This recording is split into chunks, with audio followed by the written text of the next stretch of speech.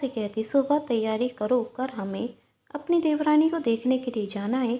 शोभा ने कहा, वह सब तो ठीक है, लेकिन मेरी जो नई साड़ी है ना, उसका ब्लाउज अभी भी टेलर के पास है। और देखो ना भाभी, बाहर कितनी तेज धूप है। इतनी तेज धूप में मैं ब्लाउज लेने जाऊंगी तो मेरा रंग तो काला पड़ जाएगा। अब क्या करूं? और मुझे तो कर वही साड़ी पहन कर जाना है। तभी विनीता कहती, तू इतनी चिंता क्यों करती है? गोपाल है, वही जाकर लेकर आ जाएगा। हाँ भाभी, मैं तो भूल ही गई। आप जरा उससे कहिए ना, शोभा ने विनीता से कहा। तभी विनीता गोपाल को आवाज़ लगाते हुए बुलाती और कहती, गोपाल जरा दर्जी के पास जाकर छोटी का ब्लाउज लेकर तो आना। जी भाभी, अभी जाता हूँ, कहकर गोपाल ब्लाउज लेने के लिए जाने लगता। तभी विनीता रोकते हुए कहती, अब जा रहा है तो यह कुछ सामान की लिस्ट भी ले जा, मार्केट से एक एक सामान ध्यान से लेकर आना। जी भाभी, कहकर गोपाल चला जाता। तभी शोभा विनीता से कहती, भाभी जब गोपाल है इस घर के सारे काम करने के लिए, तो हमें हमारी देवरानी को लेकर आने की क्या ज़रूरत है? गोपाल तो कर देता है सारे काम, इसकी शादी कराने की क्या ज़रूरत है? तभी विनीता ने कहा, चाहती तो मैं भी हूँ कि इसकी शादी ना हो, लेकिन ज़रा सोच, यदि इसकी शादी कभी किसी चतुर चालाक लड़की से हो गई तो हमारा क्या होगा? भाई रमेश काका है ना, इसकी शादी कराकर ही मानेंगे और हम कब तक रोकेंगे? अब जब वंदना जैसी सीधी सादी देवरानी आ रही है तो इतना अच्छा मौका अपने हाथ से नहीं जाने दे सकते ना। और वही कहते हैं ना, एक से भरे दो, अभी तक एक को नचाते थे, अब दो को नचा लेंगे, कहते हुए दोनों हंसने लगती। तभी विनीता शोभा से कहती, करना, तेरे जेठ जी मेरे लिए बहुत सुंदर साड़ी लेकर आई हैं, पूरे 5,000 की है। चल मैं तुझे दिखाती हूँ। अच्छा भाभी, पर जेठ जी ने इतनी महंगी साड़ी आपको क्यों दी? शोभा ने पूछा। तब विनीता कहती, तू तो मुझे जानती ही है, मैं उनसे गुस्सा हो गई किसी बात पर, बस मनाने के लिए महंगी साड़ी लेकर आ गए। तब शोभा कहती, वैसे भाभी आप ना रोको को बहुत अच्छे से अपने बस में कर लेती हैं। जेठी हैं जो आपकी किसी भी बात को मना नहीं करते, और वही मूर्ख गोपाल जो हर बात पर जी भाभी कहते हुए थकता नहीं है। तब विनीता ने शोभा से कहा, वैसे कम तो तू भी नहीं है, बहुत अच्छे से जानती हूँ रोहन पर तूने अपने प्यार का जादू कैसे चरा कर रखा है।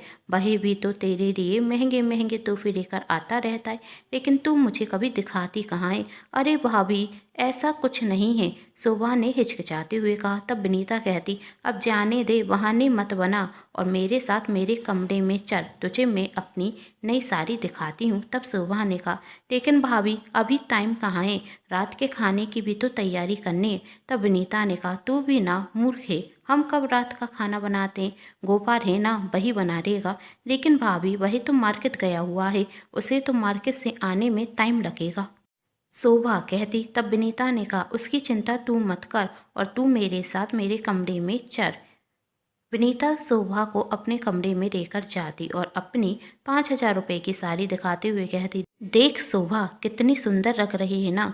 शोभा कहती, हाँ भाभी साड़ी तो सच में बहुत सुंदर है। तब विनीता ने कहा, शोभा मैं सोच रही थी कि कर यही साड़ी पहनकर जाऊं, लेकिन क्या है ना, इसके मैचिंग के इयररिंग नहीं है मेरे पास।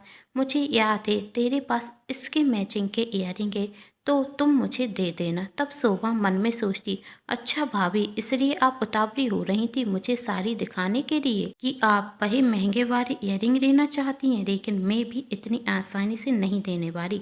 और शोभा विनीता से कहती, भाभी मेरे पास इसके मैचिंग के इयररिंग कहाँ हैं? आपको कोई गलतफहमी हो रही होगी। तब विनीता कहती, अच्छा पर मुझे लगा तेरे पास हैं, शायद तुम भूल रही हो। एक काम करते हैं, तेरे कमरे में चलकर देख लेते हैं।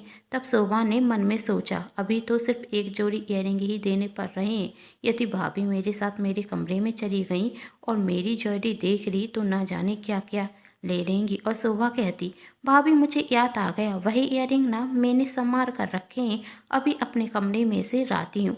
विनीता ने कहा, मैं भी चलती हूँ ना।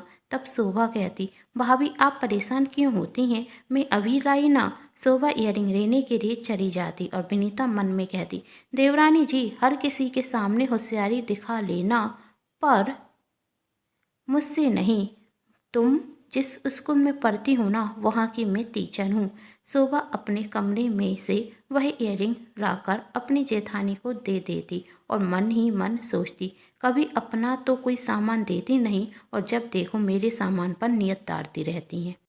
शोभा और विनीता सिर्फ दिखावा करती थी, मन में तो दोनों के ही करवाती। दूसरे दिन सुधीर सुनीता से कहता, अब तुम कितना और तैयार होगी, हम वहाँ वंदना को देखने के लिए जा रहे हैं, तुम्हें वहाँ कोई नहीं देखने वाला, जल्दी करो, रेत हो रही है। और हाँ, तुमने सारी तैयारी कर ली है ना, मिठाई और फल रख लिए है ना।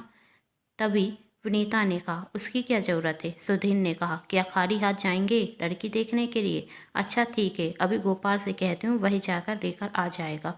रहने दो, कोई ज़रूरत नहीं है, हम रास्ते में से ले लेंगे। सुधीर ने कहा, अब जल्दी करो। विनीता चिड़चिड़ाते हुए कहती है, मैं तो तैयार हूँ, जाकर घर में और भी सदस्य उनसे कहो, जब देखो मेरे पीछे पड़े रहते हो।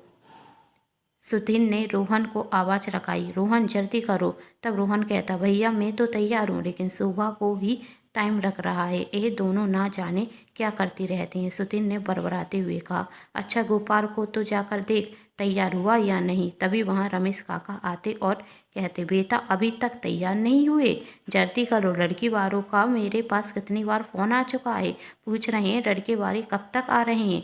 सुधीर ने कहा, काका बस थोड़ा समय और। तभी वहाँ विनीता आती तो रमेश काका कहते, वैसे बेटा वंदना बहुत अच्छी लड़की है, उसके लिए तो और बड़े बड़े घर के लड़कों का भी रिश्ता आ रहा है, लेकिन वंदना के पिताजी से मेरी पुरानी जान पहचान है, इसलिए उन्होंने पहले हमें घर पर बुलाया है। यदि इसी तरह देर करोगे तो कहीं वंदना के पिताजी बुरा ना मान जाए और रिश्ता कहीं और तय ना हो जाए।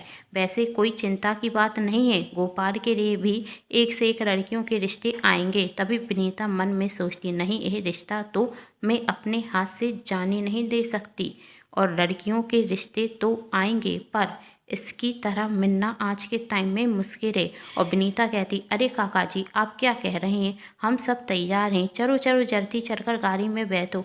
विनीता और सभी वंदना को देखने के लिए चले जाते। रमेश काका मन में सोचते, जानता हूँ विनीता बहू कि तुम क्यों चाहती हो ये रिश्ता हो जाए, लेकिन जितना सीधा तुम वंदना को सोच रही हो ना, इतनी सीधी नहीं है वंदना, और मैं अपने गोपाल की शादी किसी सीधी सादी लड़की से होने भी नहीं दूंगा। वंदना यहाँ पर आकर तुम्हारा पूरा खेल बदल देगी और तुम्हें तुम्हारी औकात याद दिला देगी। और एक ऐसी लड़की तो चाहता हूँ मैं अपने गोपाल के लिए, जो ना ही कभी किसी के साथ गलत करती है और ना ही किसी के साथ गलत होने देती है। जब पहली बार मैं वंदना से मिला था ना, तभी मैंने सोच लिया था कि यह वही लड़की है जिसे भगवान ने मेरे गोपाल के लिए बनाया है। वंदना वही लड़की है जो गोपाल को तुम दोनों के जाल से बाहर निकालेगी और मेरे गोपाल को एक नई जिंदगी देगी। याद है आज भी मुझे वह दिन, जब मैं सब्जी मार्केट में सब्जी लेने के लिए गया था, तो सब्जी वाले ने मुझे कुछ कम सब्जी तोड़ी थी, तो वंदना ने किस तरीके से उसकी अकड़ ठिकाने लगाई और उसने मुझसे कहा था, काका जी मैं ना ही किसी के साथ कुछ गलत करती हूँ और ना ही होने देती हूँ। उस दिन ही मुझे विश्वास हो गया था कि वंदना वही लड़की है जो तुम दोनों की अकड़ ठिकाने लगाएगी। अब बस भगवान करे यही रिश्ता तय हो जाए। कहानी में आगे देखिएगा कि विनीता वंदना को देखते ही साथ समझ जाएगी कि वंदना कोई सीधी सादी लड़की नहीं, चतुर चालाक है। क्या विनीता वंदना और गोपाल की शादी होने देगी? जानने के लिए कहानी का अगला भाग जरूर देखें। और यदि वंदना और गोपाल की शादी हो गई तो क्या क्या होगा, जानना चाहते हैं तो कहानी के साथ बने रहिए और चैनल को सब्सक्राइब जरूर कर दीजिएगा, क्योंकि जब भी मैं लेकर आऊँ इस कहानी का नया भाग तो आप सभी को पता चल सके।